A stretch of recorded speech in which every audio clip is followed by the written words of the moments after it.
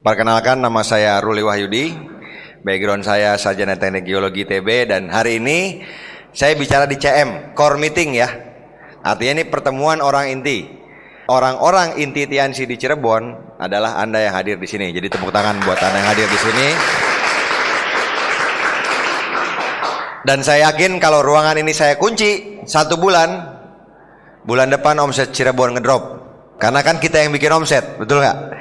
Nah, makanya saya selalu ngerasa respect sekali, saya selalu ngerasa bangga sekali kalau saya berbicara di depan orang-orang inti seperti Anda. Karena orang-orang inti seperti ini, orang-orang yang sudah bergerak di Tiansi.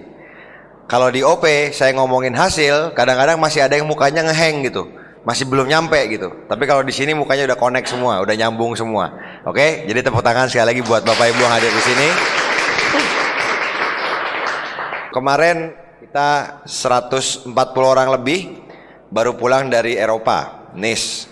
Di Nice itu kita ada passion trip, glory trip. Jadi memang Tiansi ini perkembangannya luar biasa Bapak Ibu. Saya ingat zaman dulu, waktu saya jalanin Tiansi di awal, kita sampai bikin acara keluar negeri sama grup. Kebayang nggak? Ngumpul-ngumpul duit, keluar negeri ke Singapura, ke Malaysia, itu bayar sendiri. Tapi zaman sekarang, bintang 5 dapat success trip, bintang 6 dapat motor, bintang 7 itu dapat glory trip. Jadi sekali lagi, zaman sekarang di Tiansi ini wah luar biasa rewardnya. Beda sama zaman saya dulu. Zaman saya dulu Bapak Ibu, untuk bintang 5, bintang 6 punya kendaraan, beli motor, mesti ngumpulin DP. Akhirnya nge-DP dulu, cicilannya dibayar pakai bonus. Jadi memang kalau Anda berjuang sekarang di Tiansi, Anda habis-habisan, ini saat yang paling tepat di Tiansi untuk berjuang. Kemarin kita di Perancis tuh benar-benar menikmati Bapak Ibu. Saya ingat satu sore, saya kan ikut passion trip ya. Saya, Pak Luis, Pak Naga dan lain-lain tuh ngopi. Sambil ngopi itu saya menikmati betul tiap detiknya gitu. Ngebayangin gitu. Saya udah ke Eropa, ini untuk kedua kalinya. Menyenangkan sekali, suasananya asik bersama para god lain ke atas. Dan waduh, saya kalau ingat perjuangannya, semakin pahit perjuangan yang saya ingat, itu semakin manis rasa kopinya di Eropa Bapak Ibu. Beneran, bukan saya bersajak, tapi memang begitu pada akhirnya nantinya. Jadi hari ini Anda mesti sadar, kita kan kalau Anda lihat bintang di langit, itu bintang akan sinarnya terang sekali kalau malamnya gelap, betul nggak? Kalau malamnya gelap, langitnya hitam pekat, bintangnya itu akan sinar terang sekali. Artinya bintang itu butuh kegelapan biar dia bersinar, betul? Nah, sama, Anda kan mau jadi bintang di sini, mau jadi orang yang berhasil. Nah, saya doain Anda kuat melewati kegelapan Anda, dan kita nanti akan jadi bintang sama-sama Bapak Ibu ya. Amin. Tepuk tangan buat Anda dulu. Oke, saya udah 12 tahun lebih di Tiansi. Saya mengalami banyak perubahan zaman di Tiansi. Saya ingat sekali zaman tahun 2003 ya, awal-awal saya join 2002-2003, itu tidak semua orang punya handphone. Dulu kalau, wah punya handphone orang kaya, dulu gitu Bapak Ibu. Sekarang kalau punya handphone orang kaya nggak? Semua lapisan punya handphone sekarang. Karena dulu, zaman dulu, SIM card itu harganya sampai 500.000 SIM cardnya Bapak Ibu. Jadi zaman dulu tuh saya mengalami awal Tiansi, saya ngembangin bisnis ini, nelpon pakai telepon rumah Bapak Ibu, pakai wartel. Jadi saya ingat sekali zaman Pak Rizky mungkin bintang 5, bintang 6, saya masih bintang 4. Kita ngumpul depan wartel, pegang kertas gini, ada tulisannya, Pak Budi nomor telepon sekian, Pak ini nomor telepon sekian, Pak ini nomor telepon sekian gitu. Saya nelpon di wartel, sambil nelpon, halo Pak Budinya ada, nelponnya kan ke rumah. Ya Pak gitu, sambil nelpon ngundang, di sininya rupiahnya Bapak Ibu. Di wartel, kebayang nggak? Jadi orangnya kan ngomong, iya ini bisnis apa ya? 5.732 gitu. Iya Pak, ini bisnis udah 8.000 berapa gitu kan, gak enak banget ngundang sambil lihat rupiahnya Bapak Ibu. Saya ngalamin itu. Terus 2005 itu mulai ada smartphone, mulai ada PDA, ya kan? Please dong gitu kan, PDA Bapak Ibu ya. Mulai ada yang pakai itu tuh, stylus dulu. Terus 2009 zaman teknologi, mulai sosial media booming. Mulai kita bisa omset tidak hanya offline, tapi pakai Twitter, pakai Facebook, pakai banyak media sosial yang bisa membuat kita bisa mengembangkan jaringan tanpa batas. Jadi memang sekarang ini kita di era internet lah. Banyak saya kenal pengusaha-pengusaha teman-teman saya jual jaket kulit, jual tas kulit sampai Eropa. Gara-gara apa? Gara-gara online Bapak Ibu. Jadi emang ini udah eranya online.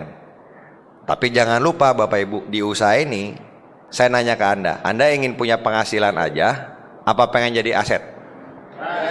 Ingin aktif atau pasif income? Nah itu dulu yang kita samakan persepsinya. Saya kemarin ke Eropa, seminggu di Perancis, passion trip. Lalu saya 2 mingguan di Barcelona dan Madrid, Spanyol. Itu benar-benar 3 minggu, saya nggak ngapa-ngapain. Maksudnya nggak ngerjain TNI sama sekali. Presentasi enggak, ngundang orang enggak, jualan online juga enggak Bapak Ibu. Tapi balik-balik omset saya naik sampai 500 miliar waktu itu. Angkanya saya sebutin aja, naiknya segitu ketika balik-balik. Itu menunjukkan bahwa asetnya emang udah bergulir. Kira-kira Anda pengen nggak punya bisnis yang Anda tinggalin seminggu, 2 minggu, 3 minggu bisa naik bisnisnya? Pengen nggak Bapak Ibu? Atau Anda pengennya ya bisnisnya tergantung kita. Seminggu nggak aktif ya omsetnya turun 1/4. Setengah bulan nggak aktif omsetnya turun setengah. Pengen yang jadi sistemnya, jadi aset atau yang aktif income? Yang mana nih yang pengennya? Oke, pengennya pasif income. Kita samain persepsi dulu ya, pengennya yang itu. Nah intinya Bapak Ibu, zaman dulu itu dibahas gini. Kita di bisnis ini, di Tiansi, bukan 1 kali 1000. Artinya bukan 1 orang jualan 1000 produk, tapi 1000 orang pakai 1 produk. Karena kalau 1 orang jual 1000 produk, 1 orang itu berhenti jualan, 1000-nya hilang. Tapi kalau 1000 orang pakai 1 produk, ada 50 orang nggak pakai, 950 masih pakai. Dua-duanya ada plus minusnya. Tapi ternyata zaman sekarang kita baru kebuka matanya, dua-duanya masih banyak minusnya. Akhirnya kita bukan 1 kali 1000 atau bukan 1000 kali 1, tapi 1000 kali 1000 Bapak Ibu. Karena zaman sekarang orang itu bisa jualan 1000, angkanya bisa, tapi tetap Anda butuh ngembangin jaringan sampai 1000 orang. 1000 kali 1000 jadi berapa tuh? 1 juta lebih gitu. Dan itu tidak tergantung kita aja, tapi juga banyak grup yang bisa pakai produk dan jual. Itu yang perlu Bapak Ibu pahamin. Memang zaman sekarang kita memang tidak anti jualan, bahkan kita dari awal udah di-set orang untuk jualan. Jualan bisa offline, bisa online. Kalau kita cuma jago jualan aja, bisa puluhan juta, mungkin ratusan juta, kira-kira jadi aset nggak? Itu yang perlu Anda pahamin. Ada loh grup saya cerita dikit aja, yang bisa jualan pakai BBM, pakai online itu sampai 40 juta, 50 juta sebulan. Bonusnya lumayan nggak kalau dia bintang 7? Lumayan, bisa dapat 20 jutaan. Tapi pada akhirnya berhenti juga. Berhentinya bukan pasarnya jenuh, dianya yang jenuh. Capek Pak, pegang BB terus tiap hari gitu. Balas-balesin orang tuh capek gitu. Jadi memang faktanya, sekali lagi, kalau Anda mau punya aset, kita bangun jaringannya. Bangun jaringan, butuh orang apa enggak? Kita masuk ke topik kita.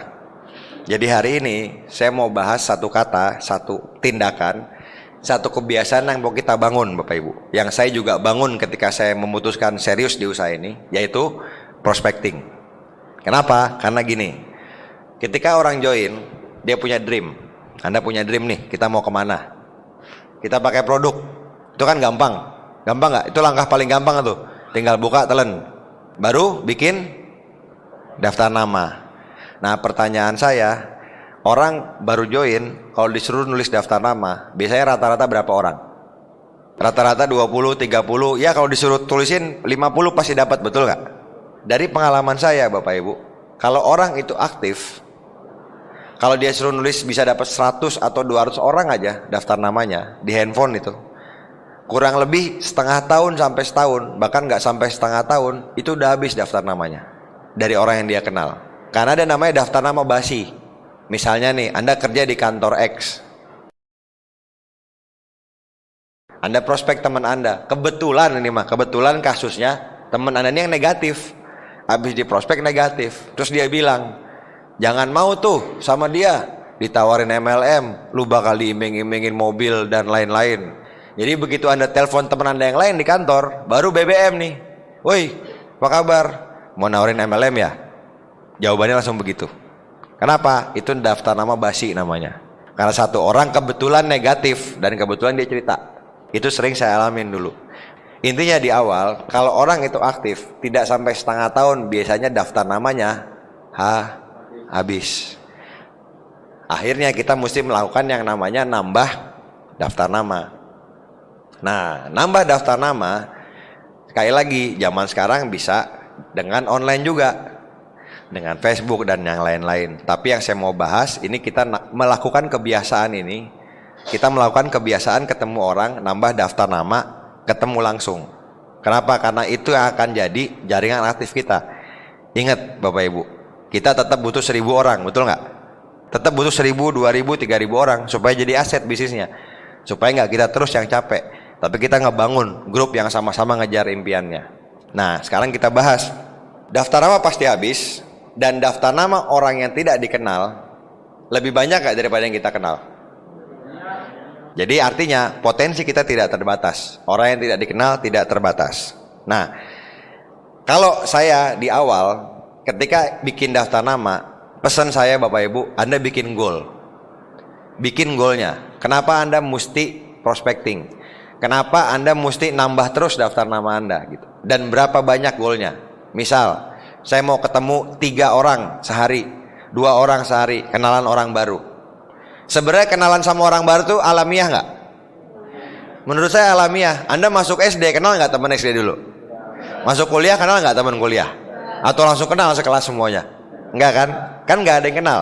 Tapi Anda kenalan, betul nggak? Jadi itu alamiah sebenarnya. Cuma ketika Anda jalanin Tiansi, mental Anda beda. Anda tuh ketakutan, bener nggak? Mau kenalan sama orang, jangan-jangan pas saya bilang selamat siang, dia langsung bales Tiansi ya gitu. Ya kan? Mungkin yang melankolis kepikiran gitu. Pas mau kenalan nih, jangan-jangan gini, jangan-jangan ditebak Tiansi. Enggak, kenalan doang Bapak Ibu. Jadi ingat, nambah daftar nama ini dimulai dari kita kenalan sama orang, dan itu alamiah. Manusia itu makhluk sosial. Sekarang saya kasih gambaran kenapa mesti bikin goal. Kalau saya perhatiin, mungkin di atas 50% orang-orang di Tiansi itu kaki aktifnya dari orang yang tidak dikenal. Coba sekarang yang bintang 7, bintang 8. Ada nggak punya kaki aktif bintang 7, bintang 6 yang dari orang yang nggak dikenal? Semuanya kan kebanyakan dari orang yang tidak dikenal. Saya nih, kaki saya yang teman saya asli ada bintang 8, teman geologi 1. Satu lagi itu bintang 7, berhenti. Jadi kalau saya ngandelin orang yang saya kenal, saya sekarang peringkatnya bintang 8, punya 1 bintang 8, belum got lion. Paham gak Bapak Ibu? Kaki-kaki saya yang lain itu dari orang-orang yang saya kenal lewat prospecting, lewat kenalan. Jadi maksud saya gini, ketika Anda punya dream ke sana, Anda mau nyampe ke sana, Anda kan mesti ngelakuin apa yang harus Anda lakuin, betul nggak? Kalau memang harus ngelakuin prospecting, ya lakuin. Toh ini halal, silaturahmi juga, nggak ada negatifnya, betul nggak? Cuman masalah kita menambah kebiasaan baru yang mungkin berat buat sebagian orang. Nah, saya kasih bahasan satu persatu nantinya. Intinya gini Bapak Ibu, ketika kita prospecting orang, posisi mental kita, teorinya gini, posisi mental saya tuh kayak seleksi orang yang saya mau ajak kerjasama, paham nggak kira-kira? Saya nawarin peluang. Kalau misalnya saya ngelihat nih orang, wah kayaknya bagus nih, saya ngobrol bentar. Nah itu bisa saya ajak kerjasama gitu. Tapi kalau ngobrol 5 menit aja isinya negatif mulu, ya udah nggak jadi saya prospectingin. Jadi posisi saya tuh nawarin peluang. Sikap orang nawarin peluang pede nggak biasanya? Itu yang dari dulu saya pikirin dan saya jalanin. Itu pertama. Terus Anda ingat poin pentingnya itu ice breaking. Ice breaking itu memecah kebekuan. Anda sering nggak kalau lagi di angkot atau lagi di pesawat atau lagi di lift, masuk nih, saya kan nginep di Swiss Bell, itu kan liftnya cukup tinggi tuh, 8-10 lantai. Dari lobi masuk 5 orang, pas naik sering nggak terjadi namanya kesunyian dalam lift? Begitu mencet 8, teng, diam, bener nggak? Kita mulai dengan pecah kebekuan. Pecah kebekuan itu simple. Misalnya pas mencet mau naik Pak gitu, itu kan pertanyaan blow on sebenarnya. Orang dari lobi nggak ada turun kan pasti naik, betul nggak? Tapi yang ditanya jawab nggak biasanya? Oh iya Pak gitu. Ya udah saya bilang lantai berapa Pak? Seperti itu. Saya awal-awal ngelakuin itu berat, tapi saya sudah beberapa kali punya prospek dan punya pelanggan dari hasil prospecting di lift. Gimana ceritanya? Ya pas naik itu saya ngobrol sebentar gitu. Itu bisa ice breaking Bapak Ibu. Di mana-mana. Saya cuma membahas ice breaking dulu ya di awal. Di angkot duduk gitu depan-depanan gitu. Cewek sama cewek apa cowok sama cowok. Lihat sekilas diam lagi gitu. Sering nggak kayak gitu? Nah, sekarang kalau Anda senyum, salah nggak? Dosa nggak? Dapat pahala nggak? Malah dapat pahala kan senyum. Dan 99% orang itu kalau Anda senyum pasti senyum balik, betul nggak? Anda nggak yang Anda senyum tiba-tiba digampar gitu langsung. Anda senyum terus tiba-tiba dipok gitu kan, nggak ada Bapak Ibu. Jadi kita bersyukur di Indonesia itu senyum. Ya senyumnya senyum yang bener ya, jangan senyum cunihin Bapak Ibu ya, jangan senyum godain. Senyum aja, senyum. Walaupun gigi Anda hancur juga, kalau Anda senyumnya tulus, tetap aja keren. Beneran Bapak Ibu. Karena senyum itu bisa dari hati. Anda latihan senyum. Saya ini bukan orang yang terlatih buat banyak senyum loh dulu. Wah dulu Bapak Ibu kalau di kampus doktrinnya tuh gini, ada yang pelototin balik. Dia melotot, tonjok. Dulu gitu Bapak Ibu waktu di kampus. Begitu saya tiansi, ada yang melototin, senyum. Gitu kan. Ntar dia senyum aja kenalan, prospecting. Gitu Bapak Ibu. Jadi saya ngerubah kebiasaan saya. Nah awalnya senyum. Sanggup Mbak nyobain senyum sama orang? Sanggup ya? Senyum doang mah gampang atuh. Ya kan? Nah, senyum. Terus ketika Bapak Ibu ngelakuin yang nama prospecting ini, Anda mesti sadar bahwa prospecting ini adalah bagian dari kerjaan kita di bisnis ini.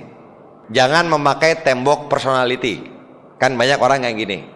Ini saya tanya nih, yang sudah baca buku Personality Plus siapa? Yang sanguin, koleris, melankolis dan lain-lain. Udah baca ya? Nah, jadi banyak orang setelah baca buku itu, dia kan nyadar, oh iya saya melankolis, saya susah ketemu orang, saya kaku orangnya. Akhirnya malah dijadikan patokan. Akhirnya malah bilang, Pak saya tuh nggak bisa Pak prospecting, saya kan melankolis. Ngerti nggak maksudnya? Setelah tahu ilmunya, bukannya malah dilakuin atau diperbaikin, tapi malah jadiin tameng gitu. Nah sekarang saya nanya biar Anda paham. Misalnya kita lihat petinju ya. Kerjanya ngapain petinju? Naik ring kan? Naik ring. Pertanyaan saya, petinju ada yang melankolis gak? Ada pasti, nggak mungkin kalau dari semua. Ada nggak yang melankolis?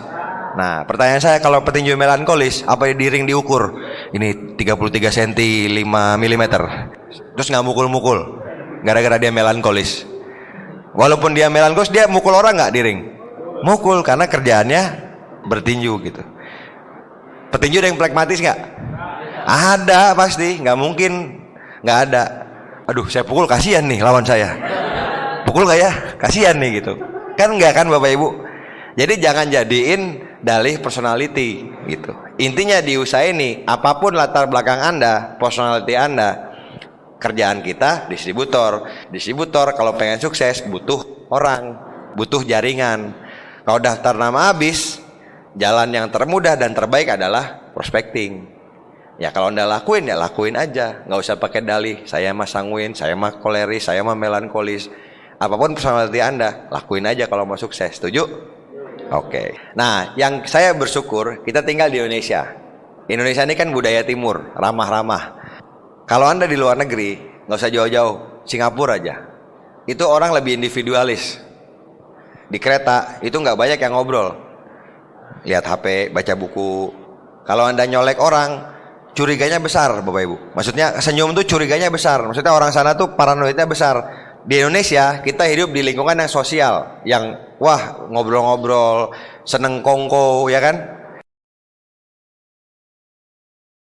seneng nongkrong orang Indonesia tuh. Makanya gampang prospecting Indonesia, sangat mudah Bapak Ibu prospecting di sini. Kalau di luar negeri itu orang jalan cepat semua. Tahu nggak, kalau saya di Jepang itu ceweknya pakai hak tinggi, jalannya cepat sekali Bapak. Tok tok tok tok tok.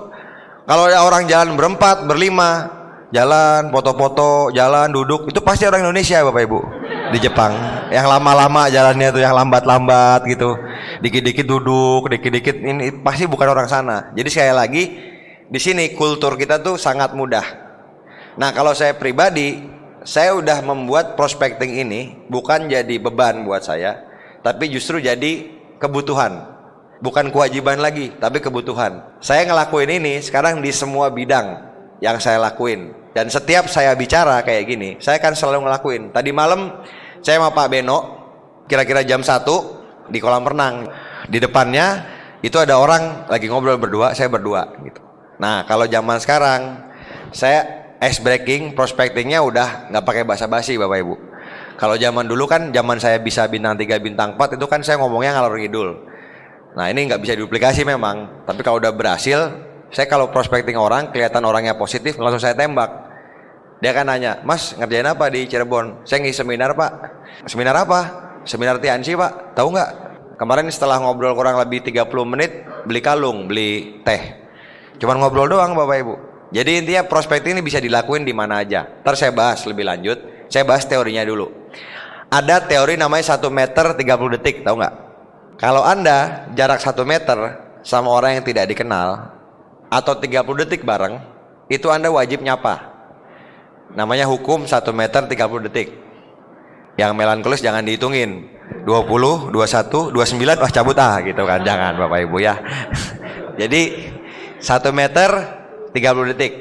Kalau Anda jarak 1 meter sama orang lain, entah lagi nunggu angkot, entah lagi apa, nyapa aja. Sekali lagi senyum, itu mulai dulu dari situ. Terus kalau Anda nanya pertanyaan yang aneh juga, itu menurut saya nggak apa-apa, asal jangan yang negatif. Ini saran saya, jangan buka dengan pertanyaan negatif. Misalnya baru lagi ketemu baru ini, baru kenal, senyum terus langsung, hari ini nggak enak ya udaranya, gitu. Kan langsung negatif tuh. Presiden kita payah ya, gitu. Pokoknya negatif terus. Nah arahnya tuh jadi ke negatif. Jadi pembukaannya jangan yang negatif. Menurut saya bahas aja yang lain. Ice breaking, tempatnya di mana aja. Menurut saya di mana aja bisa. Di kendaraan, di masjid. Sekarang Anda senyum juga nggak dia pasti? Senyum juga buat yang muslim. Jadi saya lagi, ketika Anda melakukan yang namanya prospecting, jangan pakai dalih personality gitu. Jangan, oh saya melankolis Pak, susah. Saya pragmatis Pak, susah. Jangan Bapak Ibu. Saya koleris Pak, ngapain saya kenalan sama orang baru misalnya gitu. Justru ini kita belajar lebih baik lagi. Nah, contoh kemarin istri saya hamil kan ke dokter kandungan tuh. Dari 3 bulan, saya udah bilang ke dokternya, Dok, ini istri saya minum kalsium Tiansi bisa nggak Dok? Gitu. Oh bapaknya Tiansi, iya Dok, saya udah dari dulu udah belasan tahun. Oh bagus kok, ibu saya juga pernah pakai kata dokternya. Ya udah, akhirnya setiap ketemu itu saya ngobrol mobil, ngobrol apa, saya ngobrolin Tiansi Bapak Ibu. Terus saya liatin, nih Dok, kemarin ada kesaksian nih Dok, diabetes sembuh. Sambil istri saya diperiksa, saya ngobrolin itu gitu. Beneran Bapak Ibu. Dan setelah anak saya lahir, lucunya dokter ini malah jadi beli terus sama saya. Saya beli deh Pak, Muncort, Citosan. Terus kemarin lucunya ada pasiennya kan dokter kandungan. Pasiennya tuh kista sama kanker di rahim. Nunggu operasi itu lama Bapak Ibu. Sampai berapa bulan baru ada jadwal operasinya. Akhirnya sama dokternya tuh ditulis resepnya Kimia Farma kepada Bapak Ruli gitu, nomor telepon saya. Jadi waktu itu saya tiba-tiba ditelepon orang, Dokter Ruli, iya Pak, dari siapa Pak? Saya bilang gitu. Saya bingung. Ternyata si dokter kandungan itu ngeresepin Bapak Ibu. Di resep ditulis obat Tiansi, hubungi Bapak Ruli gitu. Di situ Bapak Ibu. Orangnya beli Citosan, beli Muncort. Jadi sekali lagi, kalau andanya pede Bapak Ibu, kenalan sama orang, kalau saya di level udah di level itu. Saya kalau ditanya orang, kerjanya apa Mas? Tiansi Pak. Apa tuh Tiansi? MLM, saya gituin. Apa MLM? Saya gituin Bapak Ibu. Sengaja saya Bapak Ibu, karena saya udah pede. Nah kalau Anda yang masih belum pede bisa macem-macem lah. Nanti saya bahas soal ngasih message-nya seperti apa. Cuman intinya,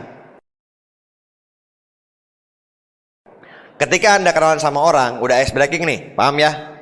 Udah bisa ice breaking, udah pecah kebekuannya. Anda bahas biasanya form namanya, FORM. Pertama Anda bahas family, keluarga. Orang biasanya suka nggak dibahas keluarga. Misalnya nih saya ketemu ibu-ibu, ngobrol gitu kan. Anaknya udah berapa Bu? 3 Mas. Wah enak ya Bu, udah besar-besar gitu, udah sukses kali. Iya nih yang pertama di sini kan. Biasanya kan ibu menceritakan dengan bangga anaknya, betul nggak? Anak saya ini. Buat Anda yang sanguin, ketika Anda kenalan sama orang, ya, Anda ingat namanya. Jangan udah kenalan, udah ngobrol, pas lagi ngobrol, namanya siapa ya di otak tuh? Aduh, siapa ya? Jadi Anda coba ngomongnya, iya Bu, nggak sebut namanya. Padahal ketika Anda nyebutin nama dia, misalnya namanya Bu Anggi misalnya ya. Anda nyebutin, iya Bu Anggi, itu buat dia lebih merdu. Ngerti nggak? Ketika Anda dengar nama Anda disebut, senang nggak? Senang, karena pada dasarnya orang tuh pengen dihargain. Jadi ketika Anda kenalan sama orang, begitu namanya kenalan, Ruli, Anggi, Anda ingat namanya. Kalau saya biasanya ngingetnya tuh hal lain biar inget. Misalnya namanya Anggi, saya inget Rolling Stone. Oh ada lagunya judulnya NJ gitu kan. Oh saya ingetin gitu supaya inget gitu di otak saya. Jadi jangan, saya soalnya punya grup yang sanguin gitu Bapak Ibu. Udah ditanya ngobrol namanya siapa? Anggi. Ngobrol. Maaf tadi namanya siapa? Lupa. Anggi. Namanya diingat Bapak Ibu ya untuk yang sanguin. Yang kedua tuh occupation, kerjaan. Nah saya biasanya untuk mencari hot button sambil ngobrol ini saya puji. Misalnya gini, saya ngobrol sama orang di pesawat nih. Kerja di mana Pak? Di perusahaan X pemerintahan misalnya BUMN. Wah, udah berapa lama Pak di sana? Udah 15 tahun. Wah, udah enak dong Pak ya posisinya. Itu kan pujian tuh. Nah, ketika saya muji gitu, biasanya orang ngapain Bapak Ibu? Biasanya orang ngerendah. Oh enggak lah, sibuk saya, gajinya juga gitu-gitu aja naiknya. Wah, dapat kan hot buttonnya. Sibuk, gajinya kurang, bener nggak? Tapi jangan langsung ditembak. Udah Pak, berhenti aja langsung tiansi aja. Jangan gitu Bapak Ibu. Kan baru juga kenal itu kan. Simpen dulu, disimpan. Itu teknik namanya prospecting. Ngobrol sama orang, dengerin aja dia. Intinya ketika Anda prospecting, lebih banyak dengerin daripada ngomong. Jangan yang sanguin, yang Anda yang tipenya ngomong terus. Anda kenalan sama orang, Anda terus yang cerita. Iya Pak, saya ini, wah anak saya. Dia nggak ngomong-ngomong Bapak Ibu. Ya ngapain juga prospecting kalau Anda yang ngomong. Biarin dia yang ngomong. Anda jadi pendengar yang baik. Nah itu setelah itu kerjaan. Bahas aja kerjaannya. Habis itu recreation, hobi. Kalau dia hobi misalnya cewek-cewek nih kan banyak yang hijaber sekarang ya, hobi pakai jilbab, kan bisa bahas. Ya nih pakai jilbab sekarang bisa gini di model misalnya. Ya Anda misalnya pengen bahas itu bahas. Atau misalnya bahas bola. Ya udah bahas aja. Cuman jangan, kalau misalnya nggak ngerti jangan pura-pura ngerti.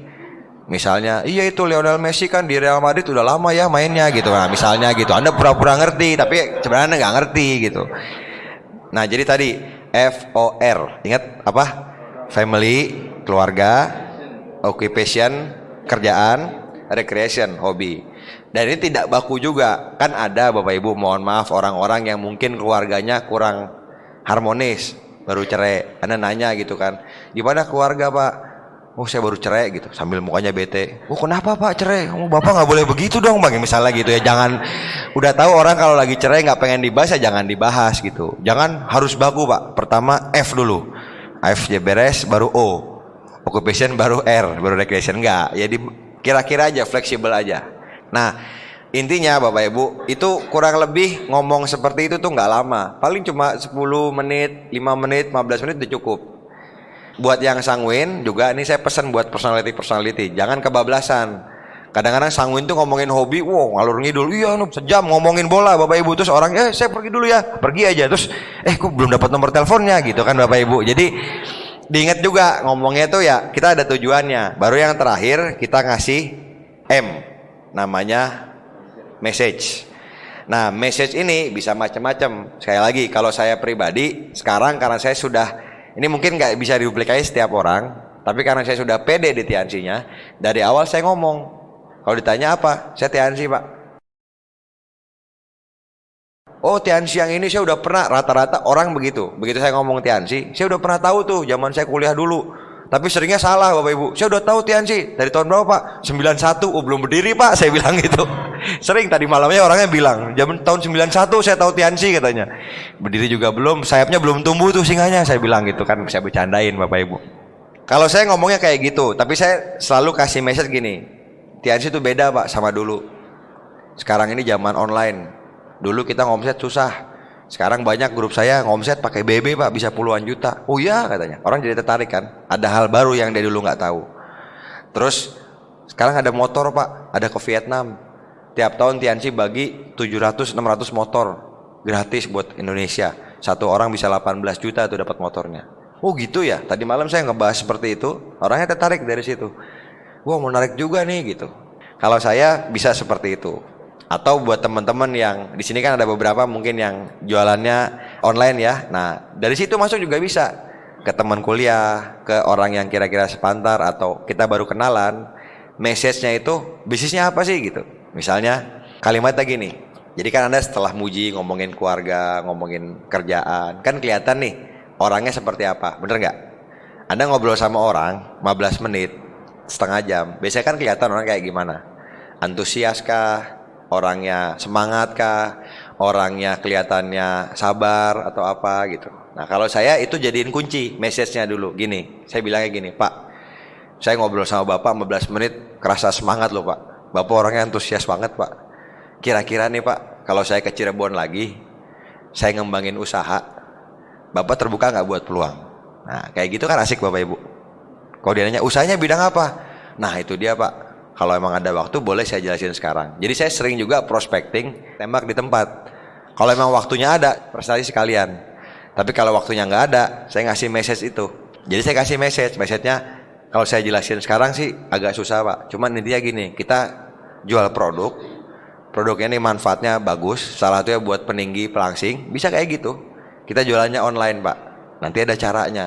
Tapi dari jualan itu kita bisa dapat banyak reward, Vietnam dan lain-lain. Cerita sekilas, kalau orangnya nembak Bapak Ibu, kan kadang-kadang orang langsung, apa tuh MLM ya? Reaksi Anda yang menentukan. Saya kalau digituin sama orang, apa tuh MLM ya? Wah, Bapak tuh MLM, nah saya nyari orang kayak Bapak Pak. Saya gituin Bapak Ibu. Bingung nggak dia? Bingung, ini ketembak malah nembak balik gitu. Ngerti nggak maksudnya? Makanya saya bilang saya pedenya udah sampai situ.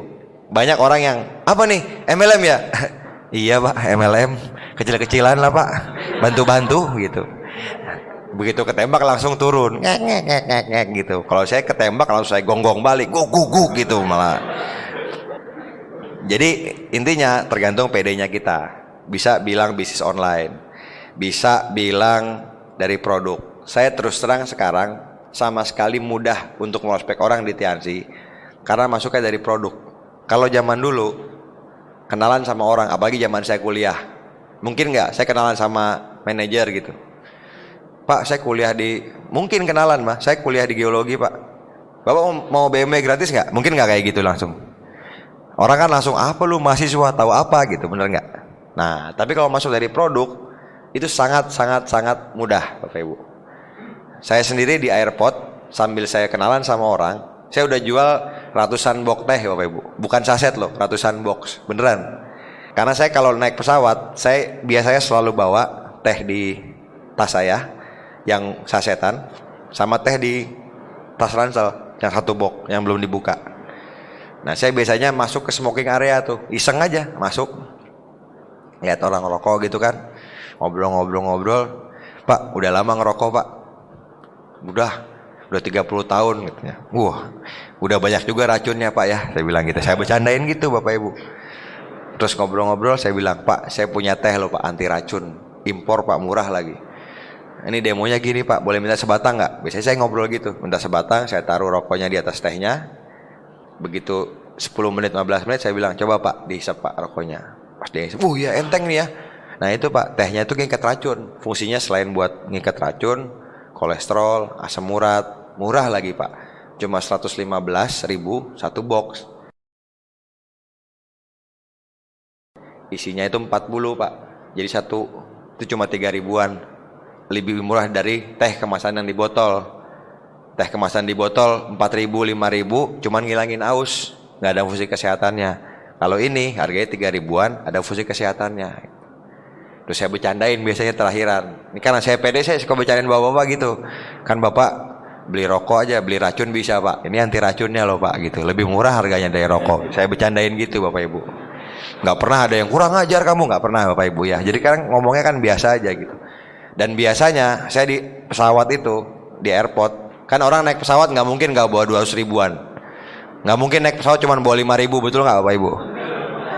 Jadi minimal bawa duit tuh di dompetnya. Jadi saya selalu pasti bisa jual gitu. Itu jualan iseng. Artinya memang udah jadi kebutuhan saya prospek orang. Kepuasannya tuh kepuasan pribadi aja, bukan mau ngejar hasil jualannya. Paham nggak kira-kira? Maksudnya kejual nggak ngaruh buat saya. Cuman saya ngejar kepuasannya, saya ngelakuin habit yang saya mau jadikan kebiasaan gitu. Udah jual ratusan box saya, dan saya selalu begitu dia ngomong kayak gitu kan, oh iya enak juga tehnya ya. Oh Pak, kebetulan Pak, saya bawa di tas Pak. Nih Pak barangnya. Berapa nih? 115 Pak. Kurang-kurang lah boleh katanya. Wah ini harga ininya Pak, kecuali member 100.000. Ya udah deh, saya beli deh gitu. Seringnya seperti itu. Itu prospecting juga, tapi langsung jual produk. Kenapa? Karena begitu dia beli produk, kan saya dapat kontaknya, BBM-nya, WhatsApp-nya.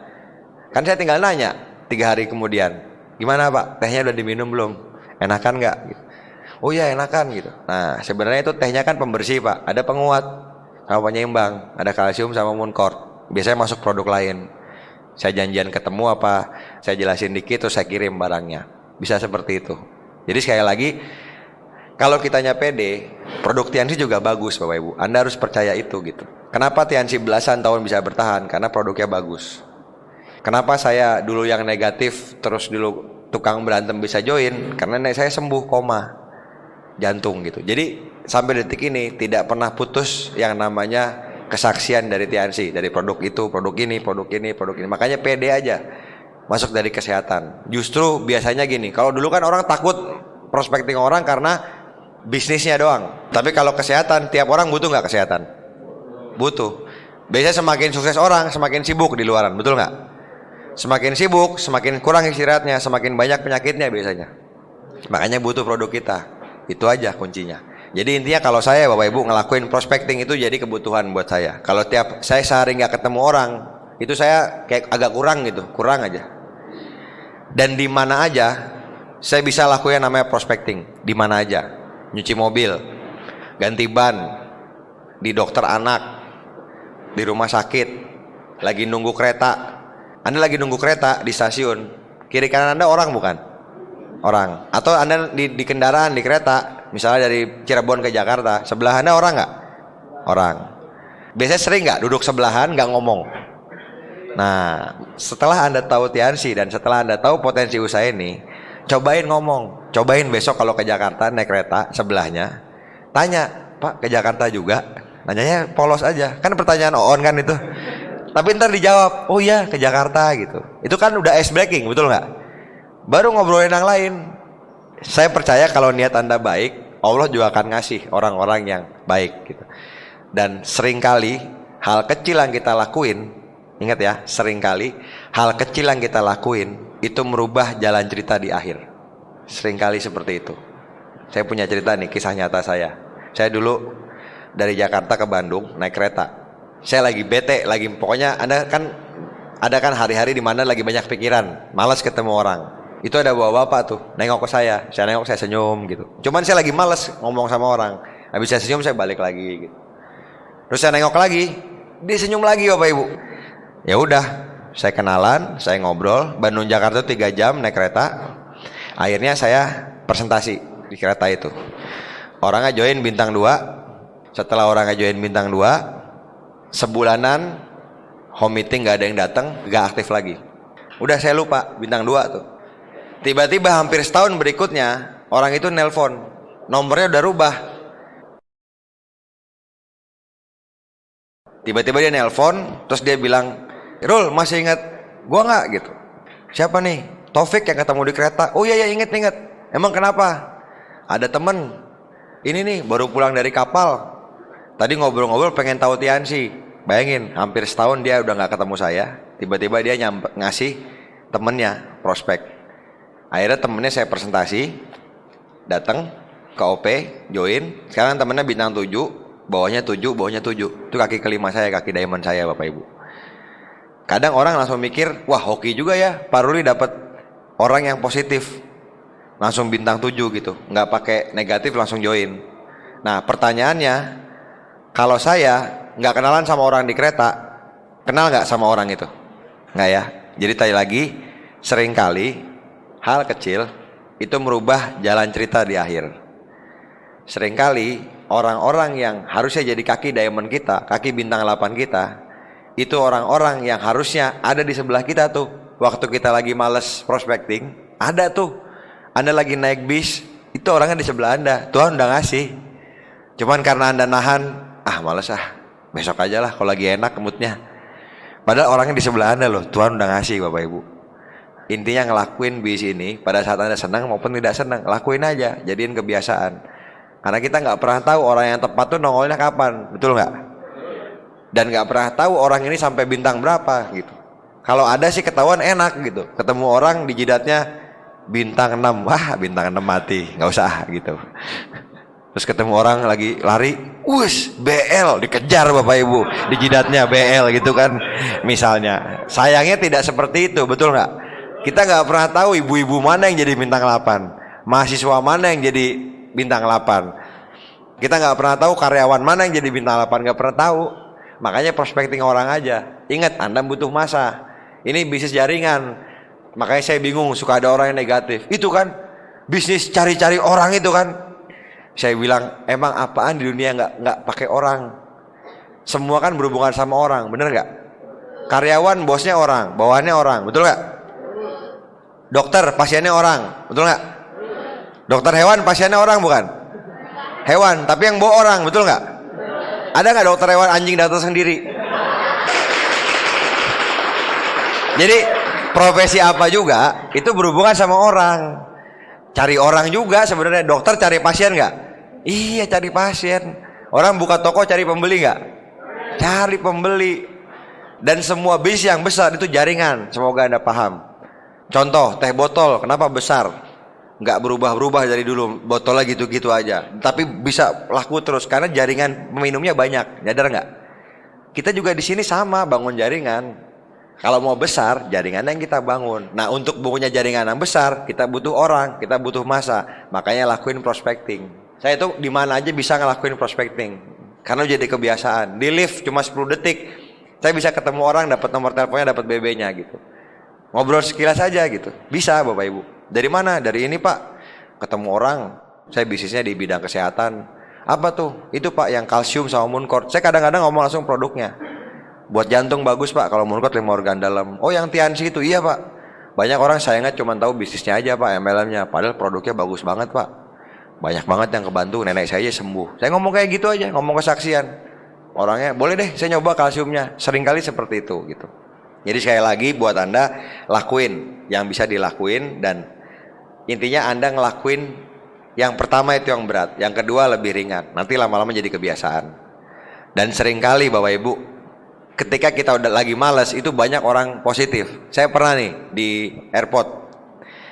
Kan di airport itu kalau mau masuk lounge namanya ya, tempat eksekutifnya, kan pakai kredit card, nggak bayar tuh. Nah, kredit card saya banyak yang platinum, jadi nggak bayarnya banyak. Pas saya lagi udah bayar, sebelah saya bawa bapak. Kartu kreditnya nggak bisa, di decline tuh ditolak lah gitu. Terus saya bilang, Pak pakai punya saya aja. Kan jadi nyapa dia. Mau kemana Mas? Ke Bengkulu, saya bilang. Wah saya juga mau ke Bengkulu, semangat banget dia ngomong. Tapi saya waktu itu lagi ngantuk, itu pesawatnya jam 7 pagi, di airport tuh setengah 6. Saya pengen habis subuh tidur gitu, tidur dulu bentar. Orangnya nanya, ngapain Mas ke Bengkulu? Nah kan saya udah malas Bapak Ibu. Saya langsung bilang gini, saya mau seminar Pak, MLM, saya bilang gitu. Dengan harapan dia negatif gitu. MLM apa? Tiansi Pak, saya bilang. Wah, saya tuh di hotel di Palembang kerjanya, sering banget Tiansi bikin seminar di situ. Itu apa sih Mas gitu? Jadi pengen tahu dia Bapak Ibu. Padahal saya pengen tidur. Jadi sering kayak gitu. Akhirnya saya prestasi join juga itu bawa bapaknya. Karena kan mau nggak mau udah prospek di depan mata, dia yang nanya ya sudahlah gitu. Padahal saya pengen tidur sebenarnya. Jadi sekali lagi, dimanapun Anda bisa lakuin, nggak pernah tahu. Bahkan saya pernah, Anda percaya nggak? Saya nabrak mobil. Jadi mobil lagi parkir, saya jalan nih, buat kesenggol mobilnya, brak, bempernya lepas, kesenggol mobil saya. Wah saya langsung turunkan, maaf Mas, saya yang salah, saya langsung gitu, karena emang saya salah. Wah ini mobil ibu saya katanya. Ya udah besok di mana ibunya? Ntar saya telepon, saya ketemu gitu. Ntar saya ganti biaya bengkelnya.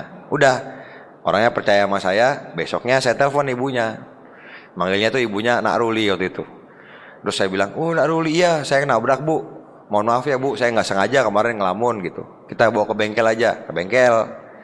Habis hitungannya 1,5 juta. Saya bilang Bu, ini saya bayar aja Bu, nggak apa-apa. Emang saya yang salah. Dia nanya, Nak Ruli kerjanya apa? Kok bisa nih tanggung jawab kayak gini, bagus. Wah nanya dalam hati saya kan gitu. Ya udah, saya presentasi tuh orangnya. Join Bapak Ibu, bintang 4, udah mau bintang 5 waktu itu. Jadi saya bayar 1,5 juta, bonus dari dia udah berjuta-juta saya masuk. Jadi kalau ada kekurangan prospek, tabrak aja sesuatu Bapak Ibu. Jangan. Nah, itu kenyataan yang saya lakuin. Jadi saya prospekting orang bisa di mana aja karena saya udah ngelakuin ini sebagai kebutuhan saya, bukan kewajiban, bukan beban, tapi kebutuhan saya. Karena saya merospek orang tuh happy gitu. Ngelihat orang sembuh, ngebaca orang, gimana Pak habis minum tehnya? Wah, enakan Mas, badannya kerasa lebih ringan. Itu senang saya. Nah, itu yang saya lakuin di prospecting gitu. Dan kita tidak pernah tahu orang mana yang jadi bintang 8 kita. Bener nggak? Kan sering orang kesulitan kan, bangun kaki mati, bintang 4 nggak bisa ditelepon, bener nggak? Pada akhirnya Anda mesti cari orang yang mau serius, betul nggak? Tapi daftar nama udah habis, betul? Banyak yang ngalamin kayak gitu. Nah, makanya solusi terbaik Anda lakuin prospecting dari awal. Karena Bapak Ibu, kalau Anda ngelakuin prospecting, orangnya terus join, terus Anda ke stokis bawa kaki baru, Anda semangat nggak?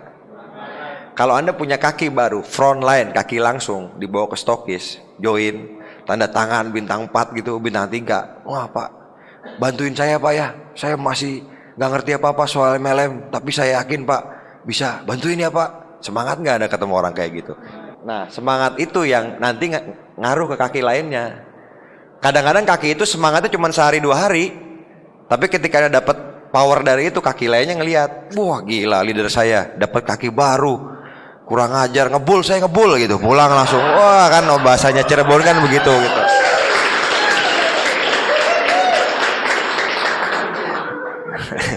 Jadi sekali lagi Bapak Ibu, prospecting ini hal sederhana. Ingat, kita secara alamiah, manusia itu kenalan sama orang alamiah, setuju nggak? Jadi jangan takut. Buat yang melankolis sekali lagi jangan kepikiran negatif. Anda mau kenalan sama orang langsung di otak tuh, nanti saya ditebak Tianzi, nanti saya diusir, nanti saya apa? Enggak, kenalan mah kenalan aja, lakuin aja, nambah terus daftar nama. Justru kalau saya dulu, saya sengajain sama grup. Dulu ITB sebelahnya Boromius di Bandung, kampus saya sebelahnya Boromius. Nah, saya dulu sering sama grup saya berlima masuk ke Boromius, ke ruang tunggunya. Ngapain? Prospecting orang. Kan masuk kalau berlima nggak ketahuan kan, masuk aja gitu, duduk. Ini kan misalnya kayak gini nih, ruang tunggu ada 1 kosong, duduk aja situ, duduk sebelahnya di ibu-ibu kan, nunggu dokter Bu, iya Mas gitu kan, kayak gitu kan. Sakit apa Bu? Oh iya saya sakit jantung. Biarin dia cerita aja, sakit jantung Pak, saya udah ini minum obat ini udah menahun, kadang saya sesek, saya ngeri loh, gini. Nah, dengerin aja. Baru ngomong, Bu, kebetulan Bu, saya bisa obat Cina, tapi halal produknya. Kapan-kapan boleh nggak sharing? Siapa tahu bisa bantu sakitnya Ibu. Seperti itu. Nggak akan diusir satpam Bapak Ibu, beneran. Kalau Anda ya ngelakuinnya baik-baik, jangan Anda bawa brosur terus bagi-bagi di rumah sakit, ya nggak juga. Jangan kelihatan, cuman kenalan sama orang aja gitu. Banyak grup saya ke Gramedia, toko buku. Di Cirebon kan banyak toko buku kan. Nah, cari buku-buku positif. Buku positif itu orang yang baca kan orangnya positif biasanya, betul nggak? Karena orang negatif nggak mungkin tertarik sama buku itu gitu. Nah, begitu Anda ngelihat orang baca, deketin aja, pura-pura aja baca sebelahnya gitu kan. Wah, senang baca buku positif juga Pak. Iya nih, saya senang kan, mulai udah ice breaking kan, kenalan sama orang di situ gitu. Jadi di mana aja bisa. Sekali lagi kalau Anda mau ngelakuin, Anda yang ibu-ibu nganter anak sekolah, ada ibu-ibu lain nggak? Ada. Bisa nggak prospecting sama mereka? Kenalan? Bisa. Gurunya bisa nggak? Bisa. Semuanya bisa Bapak Ibu, asal kita mau ngelakuin. Dan sekali lagi, kita tidak pernah tahu yang mana yang jadi bintang 8. Dan seringkali hal kecil yang kita lakuin merubah jalan cerita di akhirnya. Seringkali di akhir tuh kan gitu, wah untung ya gue kenalan sama lu waktu itu, lu jadi kaki bintang 8 gue. Kalau nggak kenal, nggak tahu gue sampai peringkat apa. Bener nggak Bapak Ibu? Cuman untungnya itu terjadi kalau Anda ngelakuin. Kalau nggak kan nggak pernah tahu, betul nggak? Kayak lagi coba bayangin kayak gitu. Saya suka bayangin loh, pas saya lagi males gitu kan, sebelah saya ada orang lagi males nih kenalan sama orang, tapi saya mikir, wah jangan-jangan nih kiriman Tuhan nih, bintang 8 saya nih gitu. Saya positifnya gitu afirmasinya. Ya udahlah, kenalan lah gitu. Mau jadi nggak apa-apa, yang penting saya lakuin aja kebiasaan apapun itu gitu. Bikin gol, berani nggak bikin gol Bapak Ibu? Berani nggak bikin gol? Berani ya. Kenalan 1-2 orang sehari, lakuin kebiasaan. Ingat, 1-2 orang sehari, 2 orang sehari. Kalau jadi kebiasaan, sebulan 60 orang loh. 60 orang baru yang jadi harapan baru Bapak Ibu. Dari 60 orang itu jadi 10% aja. 6 orang jadi bintang 4, bintang 5, terima Scoopy. Berkembang nggak bisa Anda? Berkembang. Jadi itu lakuin aja kebiasaan itu, prospecting itu di mana-mana. Terserah. Di Cirebon kan ada background macam-macam kan yang sukses. Grup saya ada tentara, satpol PP, ibu rumah tangga, ibu hamil, tukang sate, kan banyak kan macam-macam. Coba Anda berani nggak mikir beli sate, tawarin yang lagi manggangnya gitu. Mas udah lama manggang mas, udah katanya gitu misalnya gitu kan, jadi pembukaan aja Bapak Ibu. Apapun Anda bisa bahas lah. Tapi ingat jangan Anda bahasnya ngeledek. Misalnya nih, kan muji kan tadi saya bilang.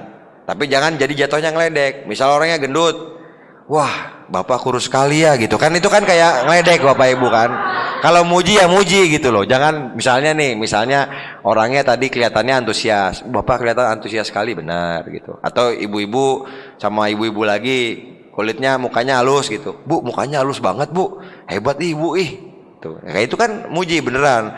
Ya jangan mukanya jerawatan semua, bu mukanya halus banget gitu. Itu kan ngeledek jatuhnya. Ngerti gak maksud saya?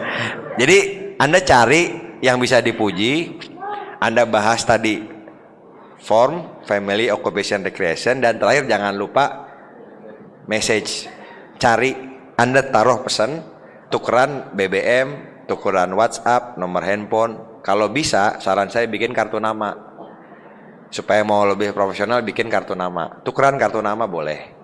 Atau kalau nggak formal ya nggak formal. Cuman intinya kalau prospecting ini, penampilan kita juga disesuaikan. Bahasa juga disesuaikan. Anda di kampus, ya pakai bahasa kampus aja. Jangan tiba-tiba, selamat siang Bapak Budi, nama saya Ruli. Bisakah saya berkenalan dengan Anda? Itu kan malah aneh Bapak Ibu kalau di kampus, ya biasa aja bahasanya. Terus kalau di pantai ya nggak usah pakai rapi gitu, bener nggak?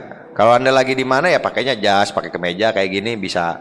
Tapi kalau ke pantai masa pakai batik begini kan nggak juga Bapak Ibu. Jadi prospecting itu di mana aja. Jangan harus sempurna dulu, ngerti nggak? Jadi jangan, aduh saya lagi pakai celana pendek nih, saya lagi ini. Ya nggak apa-apa kalau emang kejadian udah saat itu ya udah lakuin aja, kenalan aja. Kalau saya tuh orangnya kan sanguin, jadi saya sering pakai cara-cara yang bikin orang tertarik. Misalnya nih, saya waktu itu ganti ban. Wah mobilnya bagus mas. Ya mas, saya sering jalan-jalan pak gitu. Kemana? Ya biasa hari Senin, Selasa gitu naik gunung gitu. Oh emang nggak kerja? Nggak, saya mah waktunya bebas. Jualan obat, saya bilang. Oh obat apa? Nah saya masuk, ini pak tehnya. Gini ngobrol. Kayak gitu. Tapi saya pede ngomongnya Bapak Ibu. Akhirnya orang beli juga di bengkel gitu di mana. Dan orang itu begitu beli, kenal, bisa saya follow up untuk jadi distributor, untuk jadi downline. Kalaupun nggak mau join ya jadi pelanggan juga kan nggak masalah, betul nggak? Dan kalaupun dia negatif, masalah juga nggak? Enggak, itu kelebihan prospecting. Prospecting itu baru kenal saat itu. Kalau negatif, nggak usah kenal lagi juga nggak apa-apa, betul nggak? Ditolak sama prospek baru kenal itu nggak ada rasanya. Ditolak sama sahabat yang bete Bapak Ibu, betul nggak? Sama adik sendiri, kakak sendiri, sahabat yang ngerangkul, udah gue bilang J, janganlah begitu-begitu. Ini saya ngomong dari hati yang terdalam. Janganlah emel-eman gitu kan. Nah, kalau sahabat ngomong gitu kan rasanya kan gimana gitu. Kalau orang baru kenal mah negatif, oh ya udah Pak, makasih Pak waktunya, makasih ininya. Udah kan baru kenal ini, nggak usah kenal lagi juga nggak apa-apa, betul nggak? Jadi sekali lagi mental kita, tadi saya bilang senyum orang tua Anda itu. Kalau emang bikin Anda sukses, bikin orang tua Anda tersenyum ketika Anda naik panggung, harus Anda ngelakuin prospecting, ya lakuin aja. Orang nggak berat kok. Tinggal senyum sama orang, tinggal kenalan, perbanyak jadiin kebiasaan. Oke? Jadi lebih penting daripada Anda tahu, tadi kan saya jelasin how-nya, bagaimana caranya. Lebih mending Anda dalemin why-nya, kenapanya. Kalau Anda tahu Anda mesti prospecting dan Anda akan punya bisnis yang besar, Anda akan ngelakuin. Dari tadi nggak biasa jadi biasa Bapak Ibu. Saya juga dulu bukan orang yang tipenya bisa ngobrol kayak gitu sama orang. Tapi setelah saya ngelakuin biasa, itu jadi biasa Bapak Ibu. Bahkan saya sering suka amal gitu, maksudnya ngasih aja emang, bukan gimana ya. Misalnya orang stroke pakai tongkat gitu, saya kasih gitu, Pak, Bapak stroke ya Pak, langsung saya samperin.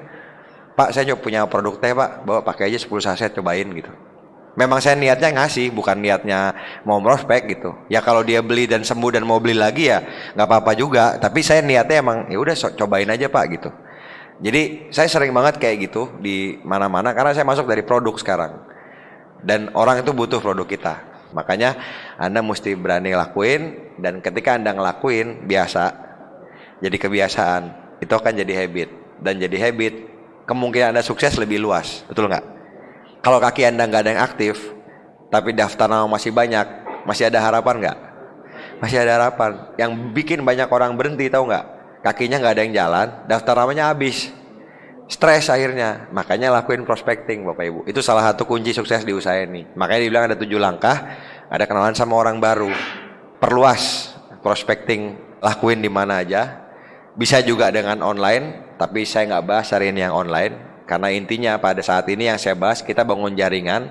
Bangun jaringan itu mesti ketemu langsung pada akhirnya. Mesti diajarin ketemu langsung. Jadi sekali lagi, selamat melakukan apa yang jadi masa depan kita, Gotline ke atas. Kita tahun depan ke Spanyol lagi sudah fix. Jadi kehidupan Gotline itu luar biasa. Kalau saya Bapak Ibu, saya berani ngelakuin itu. Kalau saya tahu gitu, apa yang saya capai sekarang itu seperti ini. Saya mau ngelakuin lebih pun saya berani. Jadi selamat berjuang buat Anda. Nah pastikan juga Anda akan ketemu hari-hari kemenangan Anda di Tianxi. Nah lakuin prospecting. Ingat lebih penting Anda punya goal, tahu why-nya, kenapanya, how-nya itu sambil jalan. Sambil jalan.